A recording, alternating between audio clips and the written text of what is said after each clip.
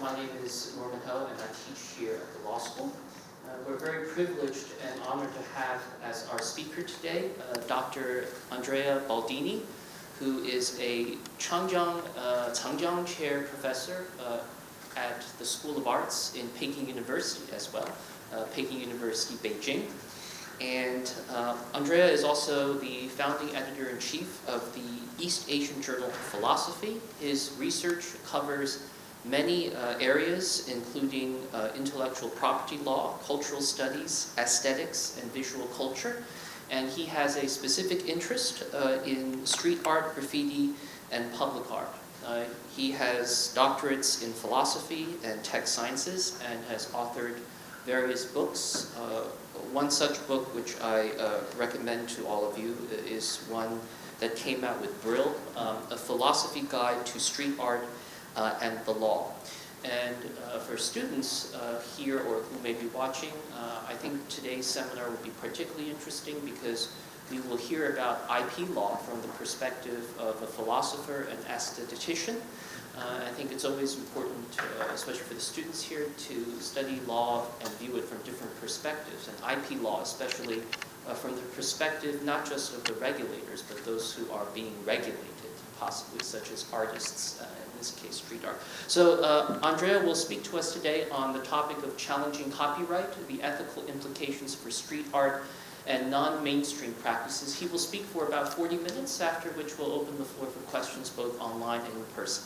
I would like to give the floor now to Andrea Baldini. Thank you. Welcome. Thank you. Thank you so much, Norma. Thank you for the invitation. And thank you for being here. And of course, thanks to the university for the generous invitation. So, today we're going to talk about copyright. And in particular, what I would like to do is to challenge some of the assumptions that we make about copyright.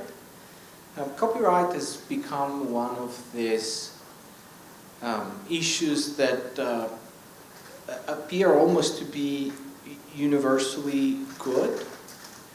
So there is a very interesting essay that is actually dedicated more about moral rights, but again, moral rights, they fall under, say, the umbrella of copyright in some senses at least.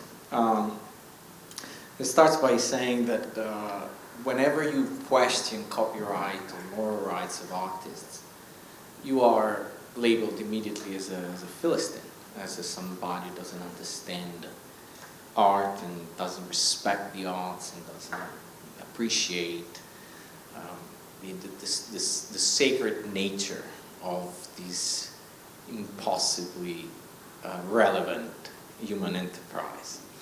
Now, of course, as you might imagine, I'm very far from that. The point is that I think that copyright is not built for artists. I mean, this is a gigantic myth that has been built, and they start. I think all around there are scholars who are starting to more and more. They're starting to emphasize these issues, and they are raising skeptical voices about the ways in which copyright is understood.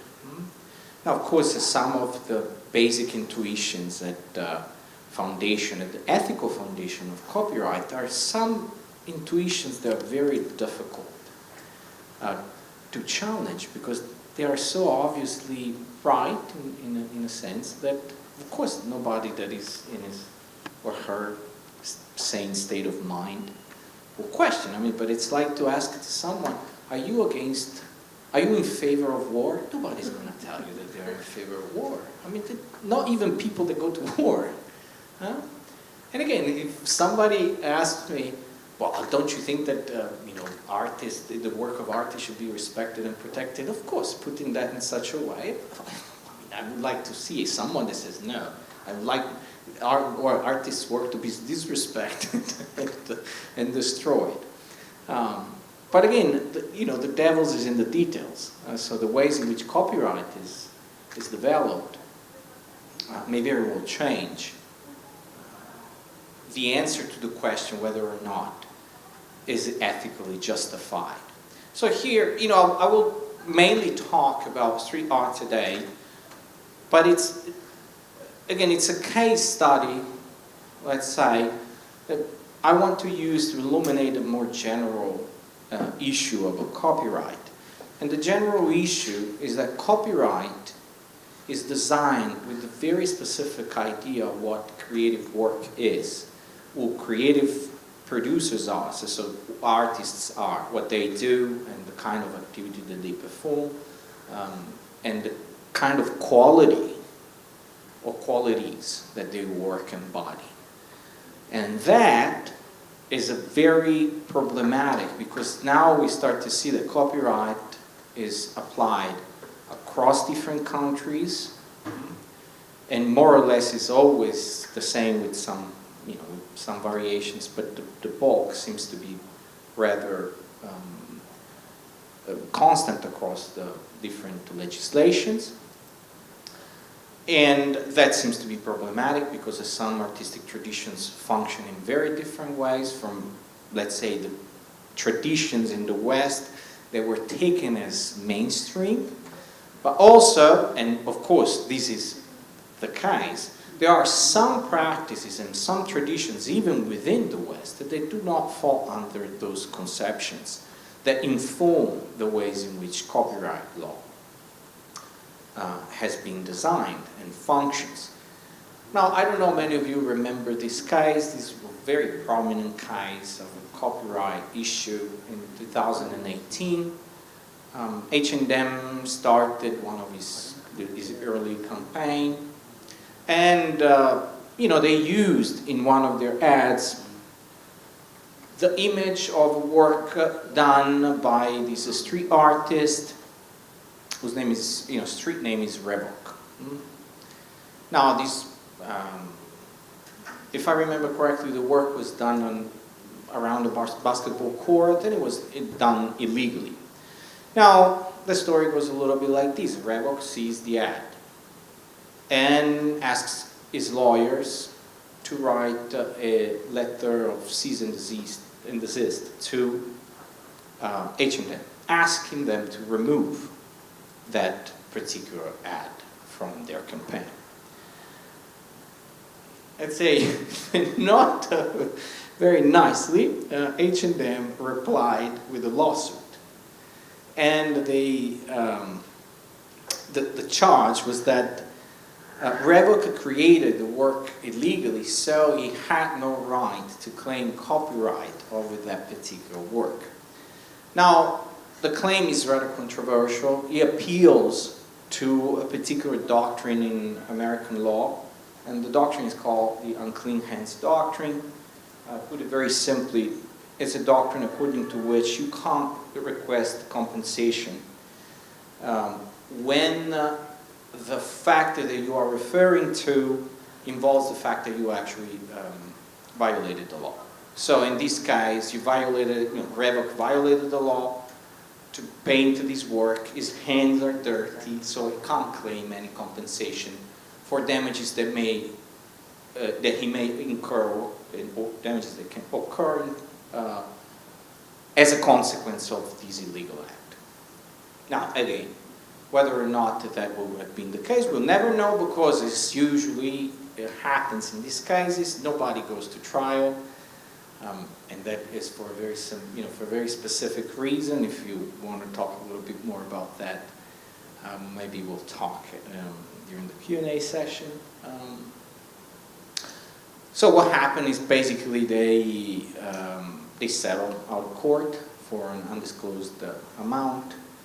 I have been told that the standard fee is $50,000. I'm not sure if that was the case.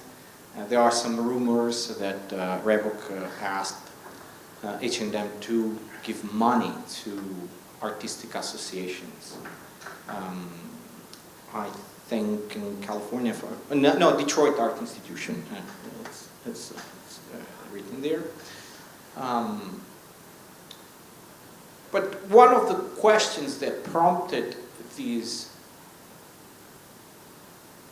case, together with many other cases, Revoc was also the protagonist of another case, lawsuit against Roberto Cavalli, an Italian fashion designer, who actually appropriated some of his motives in one of his collections for just the Cavalli's particular collection that he has. So all these cases, they prompted among scholars and the general public a question about the applicability of copyright to street art. So, should street artworks be protected under copyright? Now, this is an ambiguous question that has at least two possible interpretations. The first one is what I call interpretation that sees the question as a legal question. And you can rephrase it in the following way. So, given the current legislation, does copyright apply to street art? So that's a technical question. That's something for legal scholars, judges, and lawyers to see whether street art can fall under the umbrella of copyright law as it is right now. Now, I'm not a technical expert on these matters, so I set this question aside. There is lots of literature. If you now, not a lot, but enough. There is actually a companion to street art and to copyright in street art and graffiti, published by Cambridge University Press and edited by one of my colleagues, a friend, and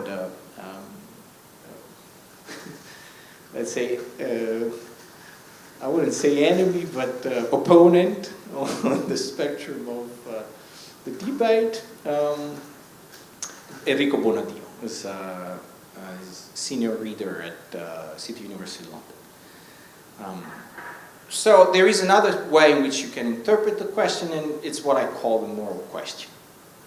And this question, you can reformulate the original question according to this interpretation in the following way. Is extending copyright to street art the right thing to do?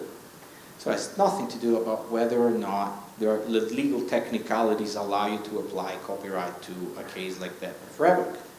But the question is whether that's the right thing to do. So it is about the ethical foundation of copyright. So can we provide a good argument that justifies the application of copyright to street art? Now, ethical foundation of copyright, I think it's fundamental because we normalized copyright so much that it seems obvious that copyright is fine. And it reached that point where it seems to be natural. And so I think that is a very dangerous point. And whenever we get to see human institutions and practices as natural, there is always something wrong. And again, copyright is, again, we can talk about these more in the Q&A session. I think it's very controversial, very controversial. The limitation of the circulation of knowledge and culture I think is a problem. It's something that in general we shouldn't do. So when we do it, we need to have a very good argument. So I tend to see things probably the other way around compared to most people. I think that the application of copyright should be the exception, not the rule. But anyway, so what I'm going to do today is to air my skepticism about the extension of copyright to street art and other non-mainstream practices. As I mentioned before, copyright has been designed with the particular idea of how creative practices and creative individuals work. But there are many practices that do not follow those principles and ideas. For instance, there are practices where you have unconventional authorship. So where the creator, the artist, is not the solitary genius. There is a beautiful book, I forgot to put it here, it's called Collaborative Authorship and Intellectual Property Law, something like that. I review it for the British Journal of Aesthetics. It shouldn't be difficult to find. I think the family name of the author is Simone, if I remember correctly. And she actually discusses, prominent cases in today's creative practices. One is actually movies, like the film industry. The film industry has a lot of issues with authorship because, well, if I ask you who authored the movie, you might actually find it very difficult because it's not the director. So who's it? The director, the person who wrote the script, is the actor. What about those who designed, light designers, costume designers? So the credits at the end of the movie, they're usually so long and nobody really watches them, are so long because they try to prevent people from, one of the things that they do is they try to prevent people from suing the company that actually produces the movie. But anyway, second aspect of typical of non-mainstream artists is that at least some of them, they tend to be appropriating and sharing cultures. So where appropriation and sharing of previous designs or creative patterns is not just accepted, but is encouraged and is the norm and not the exception. And people expect you to do that rather than something else. Now, again, China is beautiful.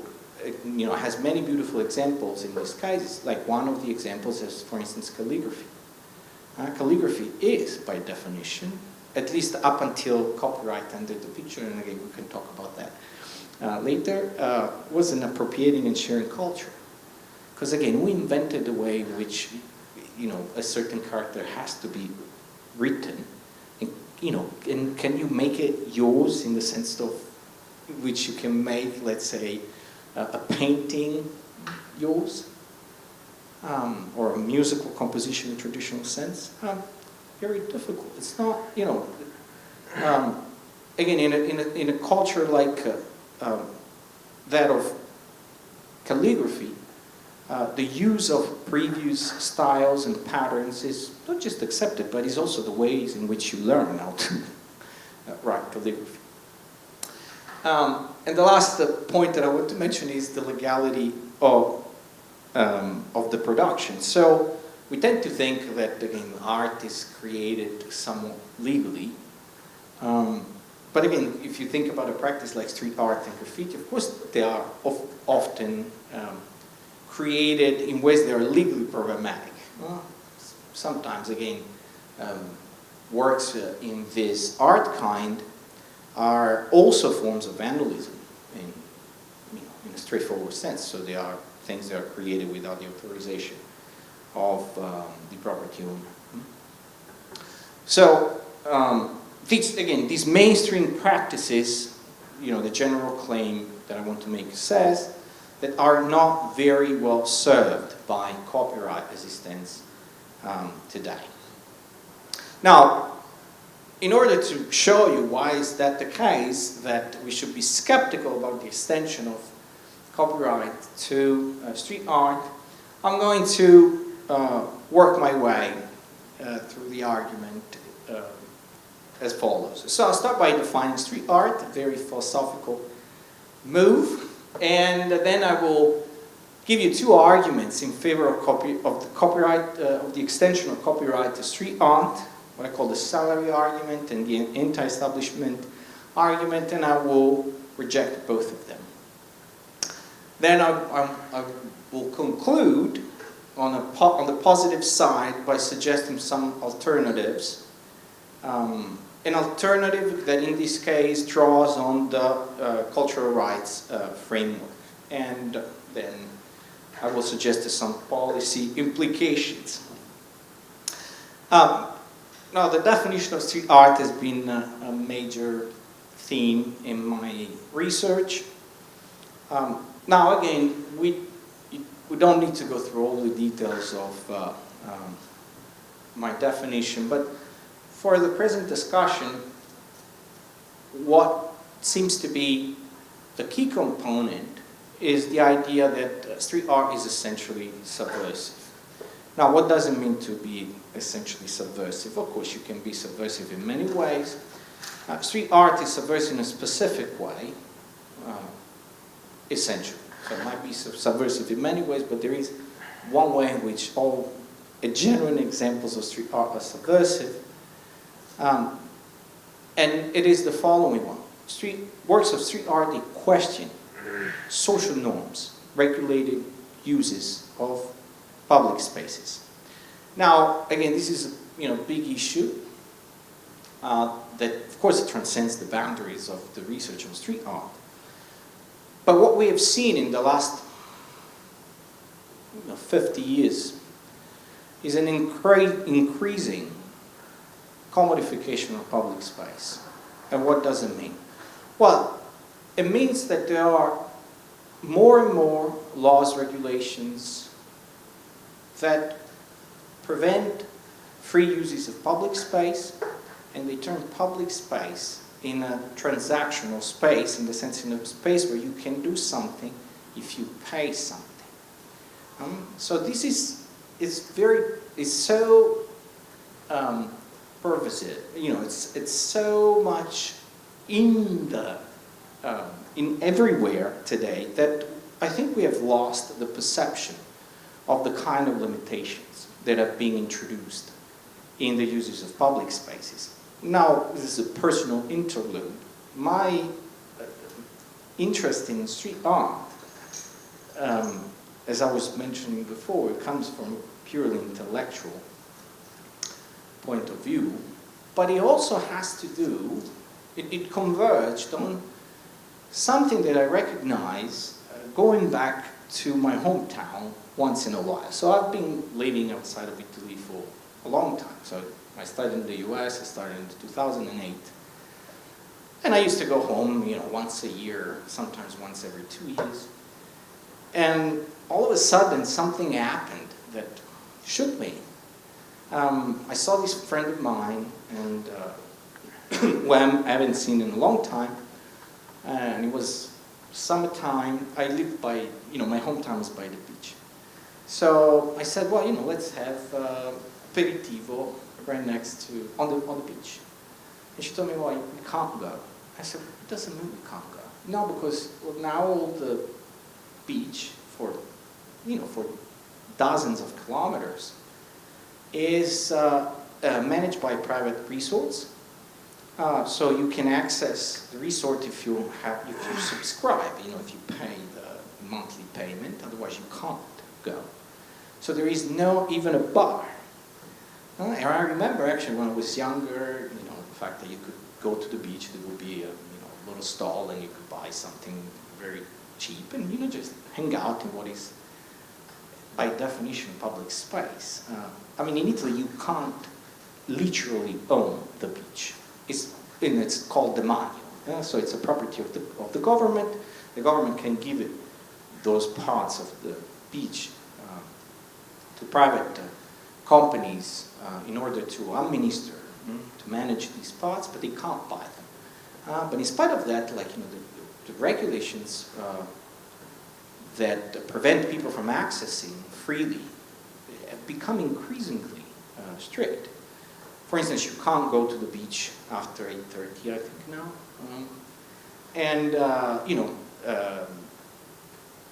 Laws and regulations to promote what is called decorum have been changing the shapes and the functions of, for instance, piazzas in many places. In one of the papers that I wrote, I talk about this case of one of my friends. He's a politician.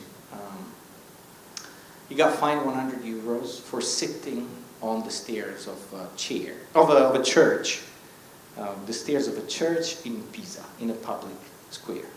The paradox, and this is usually something that Americans can't understand, because up until now, maybe if you're more inclined to see public space as somewhat related to commercial transaction, you might say, well, I don't think there is so much problems.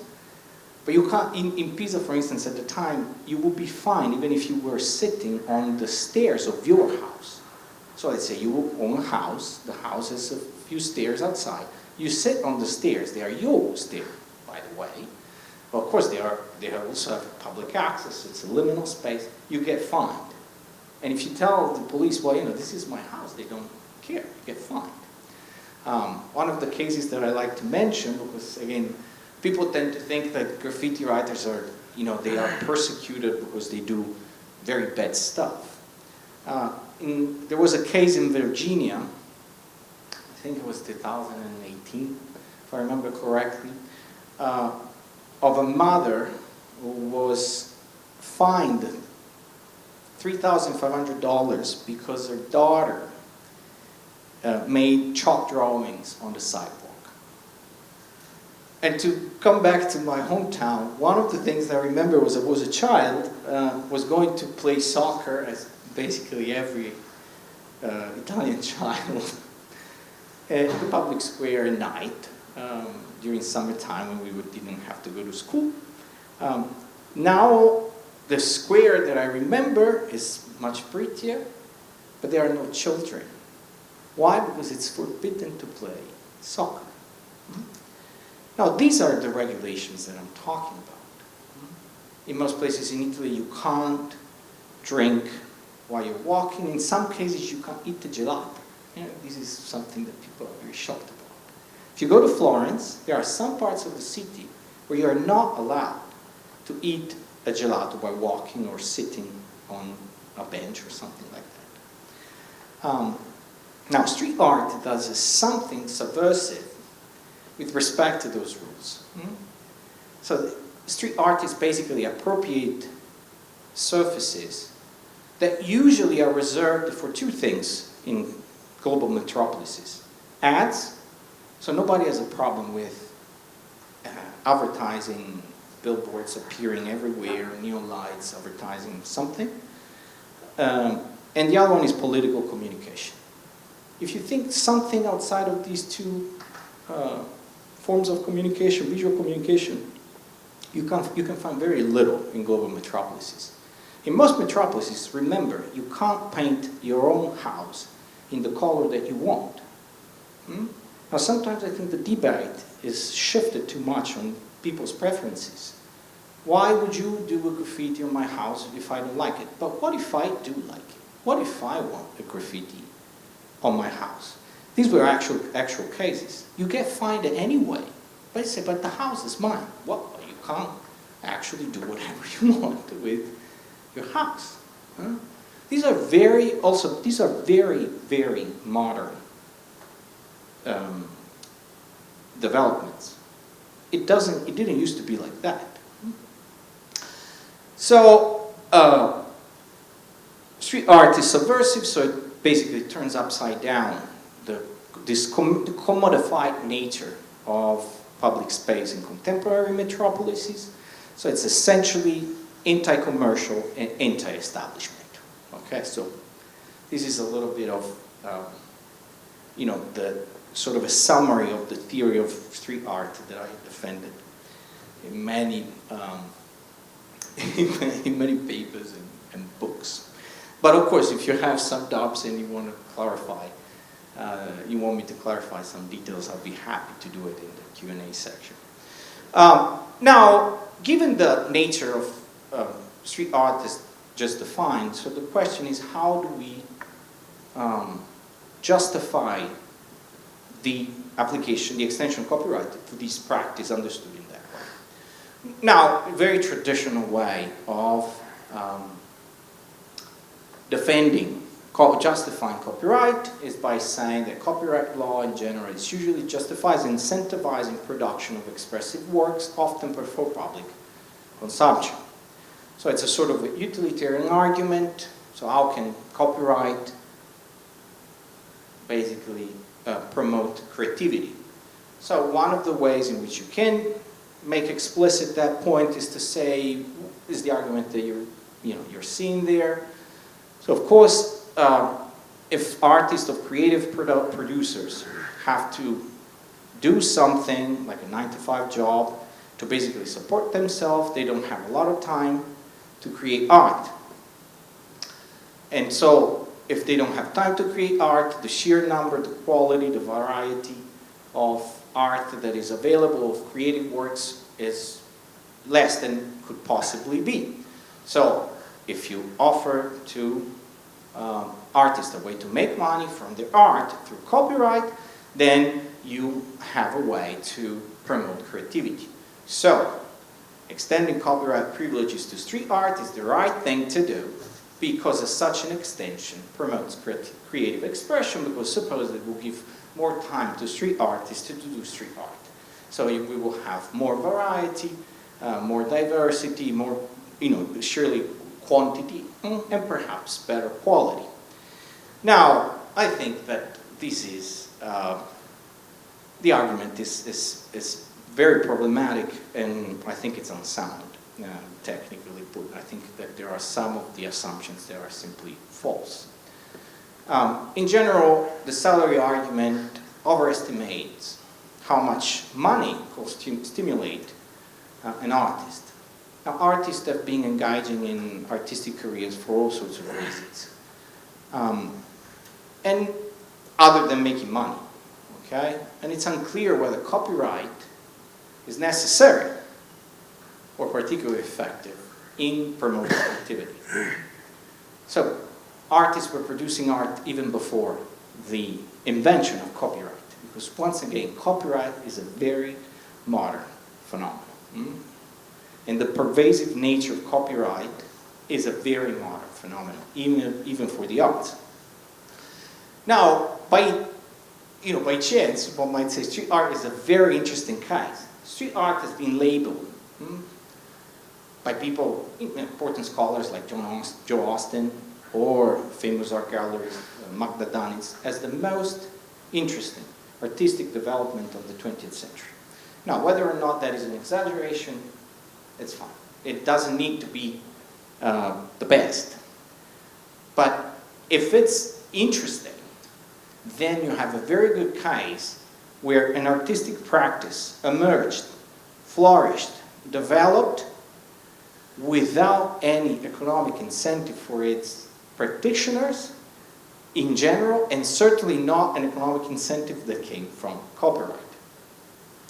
Now, there are important scholars that actually have argued for the opposite of the claim, one of the assumptions of the salary argument.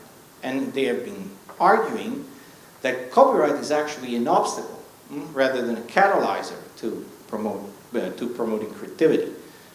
One of the earliest critics is Rosemary Kumble. Maybe some of you know her. She's an anthropologist, but also a legal scholar. She wrote this famous book in 1998. So let's say the PPT is a bit intertextual. So if you scan the QR code, it will take you to the reference that is in the page. In this case, there were too many references, so the one that is there is the one in italics, because otherwise it gets impossible. I mean, there would be too many QR codes. So, let's say, in a nutshell, the argument of many of these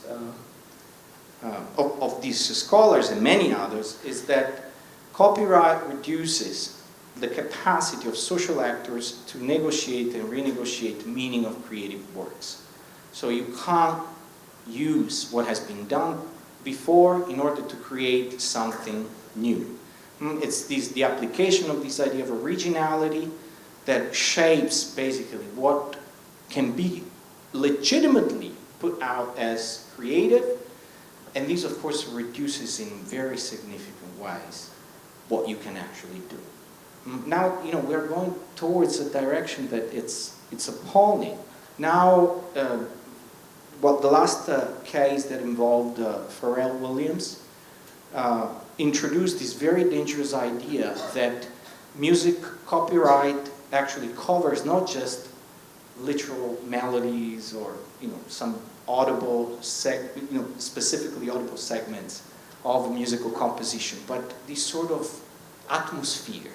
So you can be sued for actually writing a song that somewhat sounds like another one, without being the other one. Very dangerous, very dangerous. We're living very dangerous times.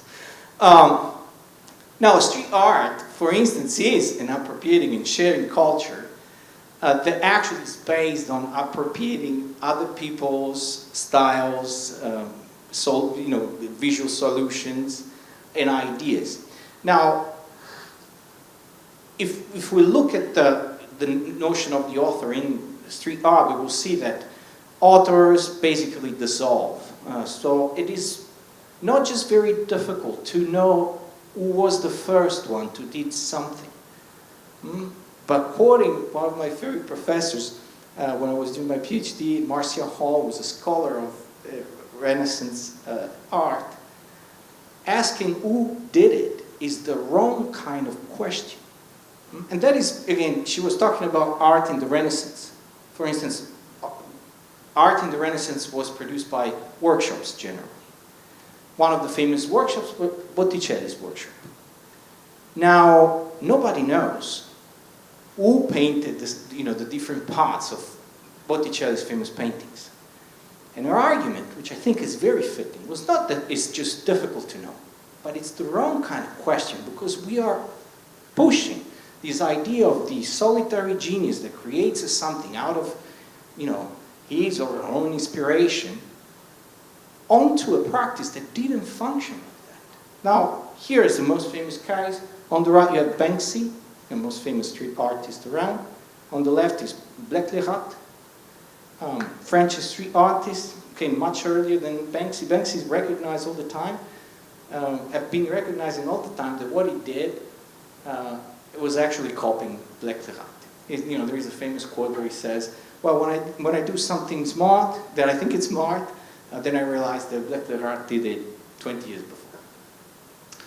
Now, the problem of applying copyright to street art is very dangerous insofar as you may very well promote an essential change in the practice. Because if you put sharing and appropriating culture under copyright, then it stops to be essentially a sharing and appropriating culture. Now, my friend Enrico Bonadio says, well, but you can't waive your rights. And so we shouldn't be too worried. Enrico is what I call a copyright optimist. But I think this misses completely the point. There is an essential difference between waiving a right and not having one. So the fact that you open a legal horizon where you can actually sue people, other street artists or graffiti writers, for appropriating a particular style is a scenario that changes essentially the nature of the practice. The second argument is a very interesting argument, is what I call the anti-establishment argument, which you can summarize with the following slogan: fight fire with fire. So one of the problems in contemporary street art, as we just saw at the beginning of the lecture, is commercial appropriation. Bonadio develops this argument and say commercial appropriation compromises street art's subversiveness. And copyright is the weapon that we can use to fight corporations, according to Enrico. So copyright allows artists to object to and try to prevent the commercial exploitation of their art. So copyright in this sense is not a way to gain financial remuneration from your art as a street artist, but it's a way of protecting your art from commercial appropriation. And that's why we should extend copyright to street art. Now, this is an interesting idea. Here is a screenshot of let's say, the website of the Artimark. And the Artimark is anarchist, anti-capitalist collective that use the privileges of corporations that are afforded to corporations by law to fight corporations. Artimark is registered as a corporation, and they do very, very interesting pranks that actually jeopardize businesses that they deem as, immoral and so forth and so on. You can go and look it up, and there are very interesting cases. One of the interesting things they did was the liberation of the Barbie. So they exchanged the voices of a Barbie doll and a G.I. Joe with one another. So you would buy at the store a Barbie that actually was saying the sentences designed to be said by a G.I. Joe, so a military. So sometimes that happens, that the law can be used, let's say, for subversive reasons. But here is the point. I think that there is a contradiction or a paradox of some sort in the argument, in the anti-establishment argument. So the point is that what happens when you accept copyright is that you transform whatever you've done into a commodity. So what you do is that literally you transform something into your property. That's what it is. Copyright is part of intellectual property law. And properties are things that you can sell, buy, they can be transferred. This is, might be subtle, theoretical, but I think it's very important. You transform something that can't be bought into something that can be bought. It's an ontological transformation. And that is something that profoundly reshapes what the practice is all about. And I think that is not what we want. It's legitimizing that very system that has transformed public space into a commodity, that has transformed some public space into something you can have access to only if you pay something. Nobody has a problem with advertising because advertisers pay to occupy space. Nobody has a problem with, let's say, like a bar, putting chairs and tables outside and allowing people to drink outside. Maybe when in that same space you can't do it freely because you say, well, but they pay something. Now, street art challenges these ideas, this conception of public space, and to accept copyright is exactly to legitimize that very system, that very framework that street artists want to challenge. Now, again, I don't want to leave you without hope. So what can we do? What can we do for street art? And in particular, for street art, for protecting street art from commercial appropriation. Again, I think that Bonadio is correct in pointing out that that is a problem. So I've put forward different solutions. One that I want to talk about today is one that, let's say, relies on the cultural rights framework.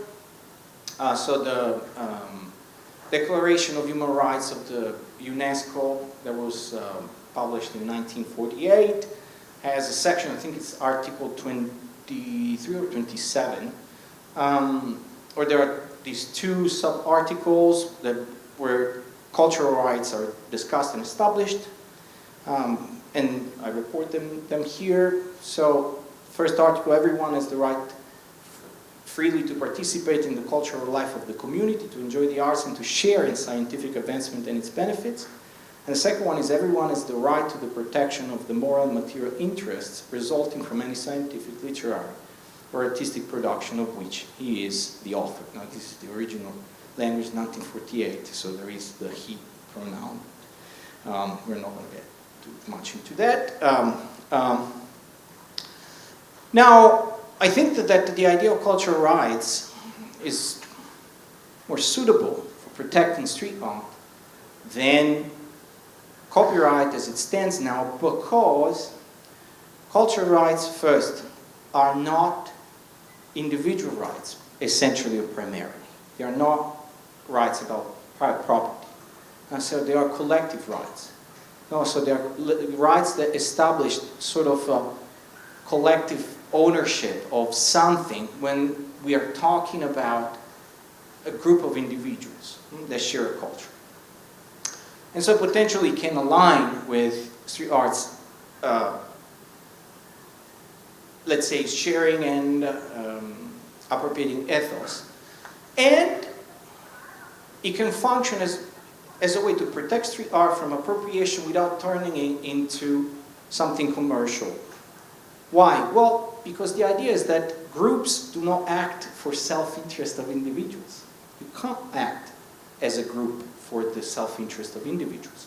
So what will be claimed in terms of cultural rights is not something that has to do with the advantages of a single individual, but something that has to do with the ethos, or let's say the principles that animate a particular culture. So here are a couple of, let's say, suggestions. One for policymakers is to develop a legal framework that is sensitive to the nuances of non-mainstream art, and for legal scholars to reevaluate traditional copyright assumptions in light of street art's unique dynamics. Okay, so getting to the end, what have we been doing today? Well, I tried to defend, at least to air the idea. The copyright poses ethical and cultural risks to street art's subversive identity. That is, if we apply copyright as it stands to copyright, to street art, we're risking to basically destroy his art form and to accelerate his death. And in a sort of pragmatic way, I have been calling for action, advocating for context-sensitive approaches, such as those cultural rights, for promoting and defending non-mainstream art. And I would like to, conclude with sort of, big claim that by commodifying what resists commodification, we're losing the radical voice of street art. Thank you very much.